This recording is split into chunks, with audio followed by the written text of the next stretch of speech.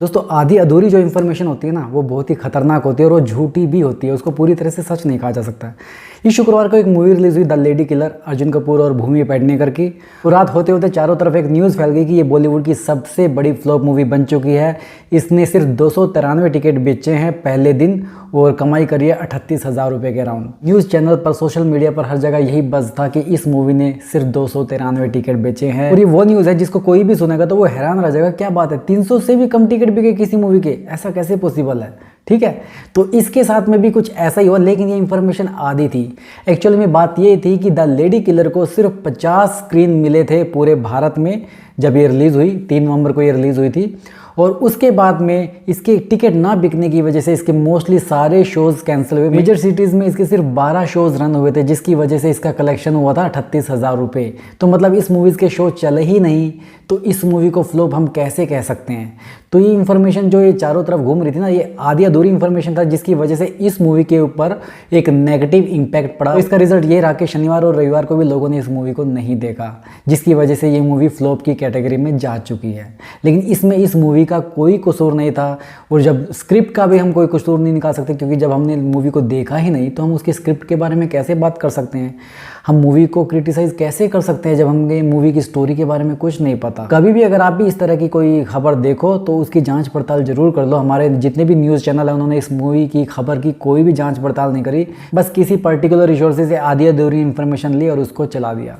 तो मुझे लगता है ये गलत है। चलिए इस टॉपिक को यहीं पर छोड़ते और बात करते हैं कल के बॉक्स ऑफिस कलेक्शन रिपोर्ट के बारे में। सबसे पहले बात करते हैं लियो मूवी के बारे में। लियो मूवी का कल थिएटर में 18वां दिन था। कल इसने 4.5 करोड़ रुपए के करीब कमाए। थिएटर में इसकी ऑक्यूपेंसी 31% रही और इसी के साथ इसका डोमेस्टिक कलेक्शन 328 करोड़ 50 लाख रुपए हो चुका है और ग्लोबल कलेक्शन इसका 580 करोड़ रुपए हो चुका है। अब इसको लगभग 25 करोड़ रुपए और कमाने हैं जेलर का रिकॉर्ड तोड़ने के लिए। वैसे कल लियो का थर्ड वीकेंड भी खत्म हो चुका और थर्ड वीकेंड में इसने सिर्फ 10 करोड़ रुपए की कमाई करी और सेकंड वीकेंड में करी थी इसने 40 करोड़ रुपए के अराउंड और फर्स्ट वीकेंड में करी थी इसने 181 करोड़ रुपए के अराउंड। तो ये जो लगातार इसकी कमाई का जो आंकड़ा है वीकेंड पर, ये गिरता जा रहा है और उम्मीद करता हूँ कि वीक 4 में जो वीकेंड आएगा उसमें इसकी कलेक्शन 6-7 करोड़ रुपए होगी, इससे ज़्यादा तो नहीं होगी। अब देखो लियो मूवीज़ ने बड़े बड़े रिकॉर्ड बनाए और तमिल की ऑडियंस ने इसको बहुत पसंद किया। मतलब तमिल में तो इसने लगभग 250 करोड़ रुपए के अराउंड इसने पैसा अब तक कमा लिया है। तो इससे एक बात तो जाहिर है, अगर लियो का दबदबा हिंदी ऑडियंस के बीच में वैसे ही रहता जैसे KGF का था, बाहुबली सीरीज का था या RRR का था, तो इसकी 1000 करोड़ रुपए की कमाई कंफर्म थी। लेकिन ऐसा नहीं हो पाया क्योंकि इसके हिंदी वर्जन ने 30 करोड़ रुपए से भी कम कमाई करी है अब तक। खैर जितना भी कमाया इस मूवी ने, ये बहुत बढ़िया कलेक्शन है और ये थलापति विजय के करियर की सबसे बड़ी मूवी तो ऑलरेडी बन चुकी है। चलिए अब बात करते हैं तेजस मूवी के बारे में। तेजस मूवी का कल 10वां दिन था थिएटर में। कल इसने सिर्फ 11 लाख रुपए के करीब कमाई करी और थिएटर में इसकी ऑक्यूपेंसी सिर्फ 8% थी।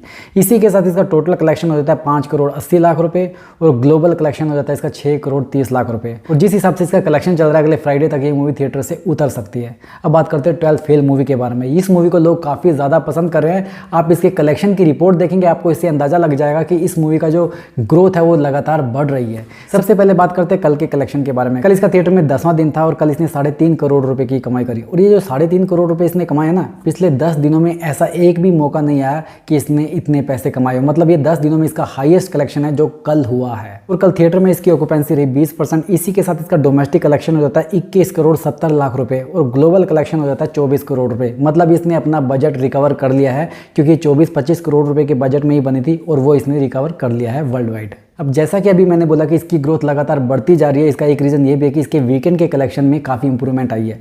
फर्स्ट वीकेंड पर इसने 6 करोड़ 70 लाख रुपए के करीब कमाए थे। सेकंड वीकेंड पर इसने 8 करोड़ 70 लाख रुपए के करीब कमाया। मतलब इसका कलेक्शन 2 करोड़ रुपए और बढ़ गया।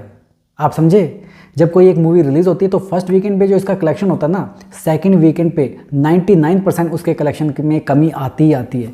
लेकिन ये ऐसी मूवी बन चुकी है कि इसके सेकंड वीकेंड के कलेक्शन में भारी इजाफा हुआ है।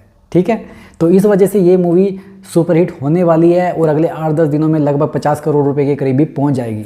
चलिए बात करते हैं टाइगर नागेश्वर राव मूवी के बारे में। इस मूवी का कल 16वां दिन था थिएटर में। कल इसने सिर्फ 22 लाख रुपए के करीब कमाई करी और थिएटर में इसकी ऑक्यूपेंसी रही 17%। इसी के साथ इसका डोमेस्टिक कलेक्शन हो जाता है 36 करोड़ 65 लाख रुपए और ग्लोबल कलेक्शन हो जाता है 44 करोड़ रुपए।